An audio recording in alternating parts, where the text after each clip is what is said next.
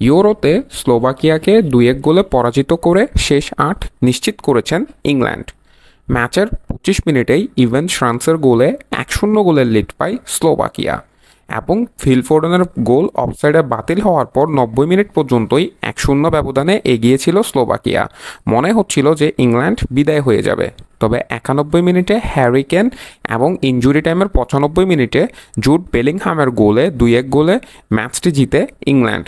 পুরো ম্যাচেই ডমিনেট করে ফুটবল খেলেছেন ইংল্যান্ড, যেখানে তারা 63 ভাগ বল দখলে রেখে 808টি পাস সম্পূর্ণ করেছেন 87 ভাগ পাসিং অ্যাকুরেসিতে এবং 16টি শট নিয়েছেন ইংল্যান্ড। পক্ষান্তরে স্লোভাকিয়া 37 ভাগ বল দখল নিয়ে 472টি পাস সম্পূর্ণ করেছেন, তবে 19টি ফাউল করে এই ম্যাচে 6টি হলুদ কার্ড দেখেছেন স্লোভাকিয়া। এই ম্যাচে দারুণ খেলেছেন ইংল্যান্ডের জুড বেলিংহাম এবং হ্যারি কেন।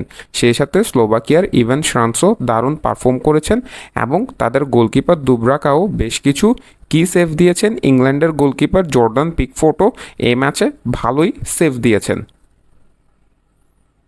শেষ 8-এ সুইজারল্যান্ডের মুখোমুখি হবেন ইংল্যান্ড।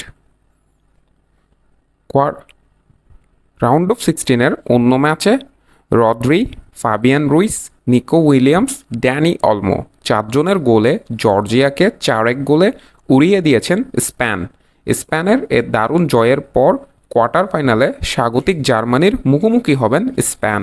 এ পুরো ম্যাচে জর্জিয়াকে কোনোভাবেই খেলার সুযোগ দেয়নি স্পেন, যেখানে 76 ভাগ বল দখলে নিয়ে তারা 494টি সফল পাস সম্পূর্ণ করেছেন 94 ভাগ পাসিং অ্যাকুরেসিতে এবং 35টি শট তারা জর্জিয়ার বারে নিয়েছেন, যেটি সত্যিই অভাবনীয় এবং ভাবার মতো ব্যাপার যে কী পরিমাণ ডমিনেট করে স্পেন এই ম্যাচে ফুটবল খেলেছেন।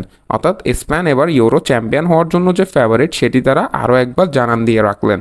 এই ম্যাচে দারুণ পারফর্ম করেছেন স্পেনের 3 মিডফিল্ডার ফাবিয়ান রুইস, রদ্রি এবং প্যাড্রি, যেখানে ফাবিয়ান রুইস একটি গোল এবং একটি অ্যাসিস্ট করেছেন, রদ্রিও একটি গোল পেয়েছেন।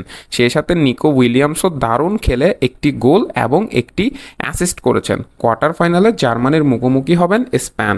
কোপা আমেরিকায় ভেনেজুয়েলা জামাইকাকে 3-0 গোলে পরাজিত করে বি গ্রুপে সম্পূর্ণ 9 পয়েন্ট নিয়ে তারা কোয়ার্টার ফাইনালে কোয়ালিফাই করেছে এবং কোয়ার্টার ফাইনালে এ গ্রুপের রানার্স আপ কানাডার বিপক্ষে খেলবে তারা।